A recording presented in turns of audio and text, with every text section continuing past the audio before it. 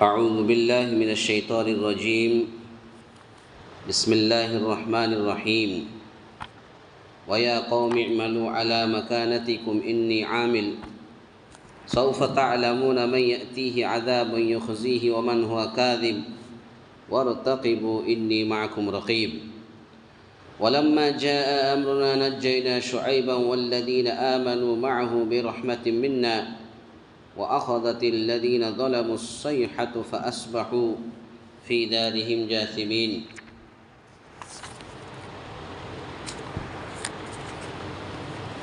وأخذت الذين ظلموا الصيحة فأصبحوا في ديارهم جاثمين كأن لم يغنوا فيها ألا بعدا لمدين كما بعدت ثمود. اللہ رب العالمین نے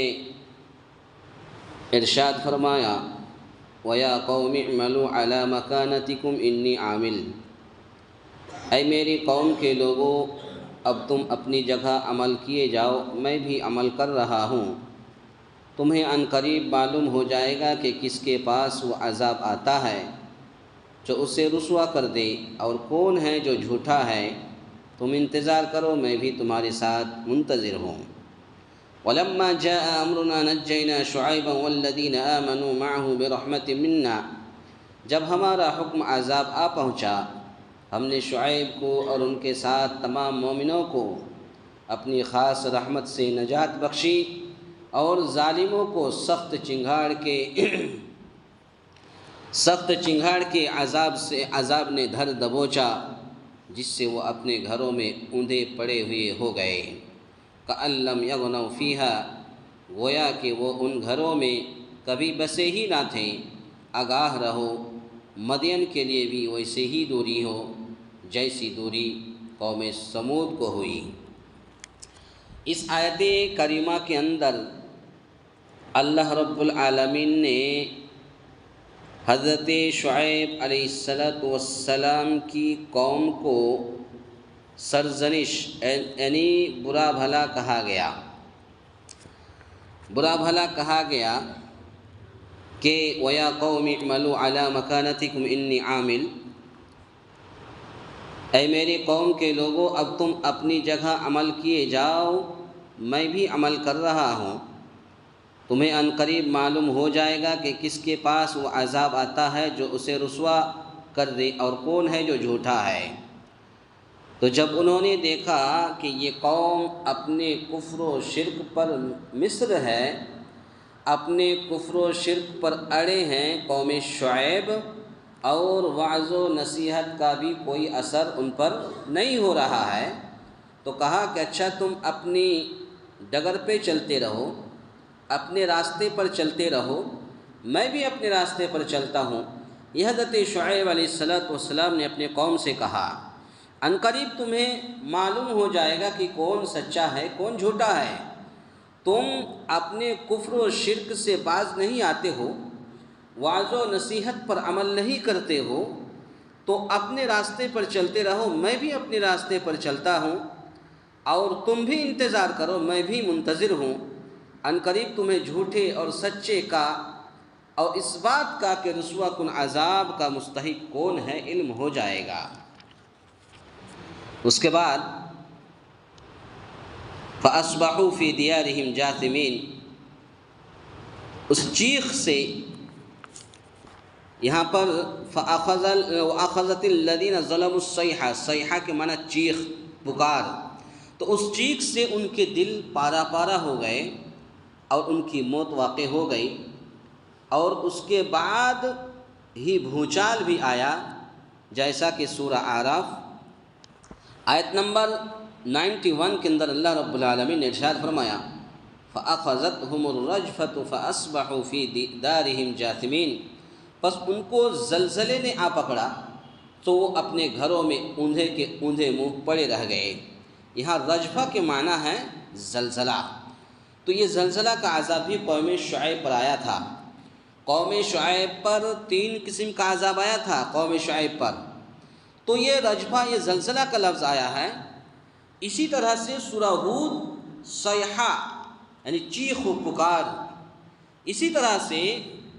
سورۃ الشعراء کے اندر بھی اللہ رب العالمین نے اس کے تعلق سے بیان کیا ہے کہ سورۃ الشعراء کے اندر بھی ہے فَأَخَذَتْهُمُ الرَّجْفَةُ فَأَصْبَحُوا فِي دَارِهِمْ جَاثِمِينَ، وہاں بھی اللہ رب العالمین نے بادل کا سایہ، وہ لوگ سوچے کہ اب تو ہمیں گرمی لگ رہی، یعنی 7 دن تک مسلسل ان کو دھوپ اور گرمی کا یہ عذاب آیا تھا، اس کے بعد پھر اللہ رب العالمین نے بادل کا سایہ بھیجا، تو وہ لوگ سوچے کہ اب یہ بادل کا سایہ آ گیا، اب ہم یہاں پر آرام کریں گے۔ یہی آیت اللہ رب العالمین نے فرمایا سورۃ الشعراء آیت نمبر 189 کہ فَكَذَّبُوهُ فَأَخَذَهُمْ عَذَابُ يَوْمِ الظُّلَّةِ إِنَّهُ كَانَ عَذَابَ يَوْمٍ عَظِيمٍ، انہوں نے اسے جھٹلایا تو انہیں سائبان والے دن کے عذاب نے پکڑ لیا، وہ بڑے بھاری دن کا عذاب تھا۔ یہاں پر بھی دیکھیے، انہوں نے کبھی کفار مکہ کی طرح آسمانی عذاب مانگا تھا، قوم شعیب نے بھی یہ کفار مکہ کی طرح اپنے نبی سے یعنی حضرت شعیب سے کہا کہ تم بھی عذاب لا کر کے دکھاؤ، اللہ نے اس کے مطابق ان پر عذاب نازل فرما دیا، اور وہ اس طرح کے بعض روایت کے مطابق 7 دن تک ان پر سخت گرمی اور دھوپ مسلط کر دی اللہ رب العالمین نے۔ اس کے بعد بادلوں کا ایک سایہ آیا، اور یہ سب گرمی اور دھوپ کی شدت سے بچنے کے لیے اس سائے تلے جمع ہو گئے اور کچھ سکھ کا سانس لیا کہ اب ہمیں آرام مل جائے گا، لیکن چند لمحے بعد ہی آسمان سے آگ کے شعلے برسنے لگے، آگ کے شعلے برسنے لگے، شعلے برسنے شروع ہو گئے، زمین زلزلے سے لرز اٹھی، اور ایک سخت چنگھاڑ نے انہیں ہمیشہ کے لیے موت کی نیند سلا دیا۔ یوں 3 قسم کا عذاب ان پر آیا تھا۔ کون کون سا 3 قسم کا عذاب؟ یہی قوم شعیب پر 3 قسم کا عذاب آیا تھا، زمین زلزلے سے لرز اٹھی، اور ایک سخت چنگھاڑ نے انہیں ہمیشہ کے لیے موت کی نیند سلا دیا۔ تو ایک زمین کا زلزلہ، ایک سخت چنگھاڑ، اور ایک آسمان سے آگ کے شعلے برسنے لگے۔ یہ 3 قسم کا عذاب حضرت شعیب علیہ السلام پر آیا۔ اسی طرح سے تو گویا کہ آیات سے تو یعنی یہ لعنت، پھٹکار اور اللہ کی رحمت سے محرومی اور دوری ہے۔ تو اب چونکہ اب تو نبیوں کا سلسلہ ختم، تو اب تو نبی نہیں ہیں، تو آج کی تاریخ میں آج علماء ہیں۔ اگر علماء آپ کو صحیح بات پہنچا رہا ہے تو آپ ان کی باتوں کو قرآن حدیث میں آپ دیکھیے، سنیے،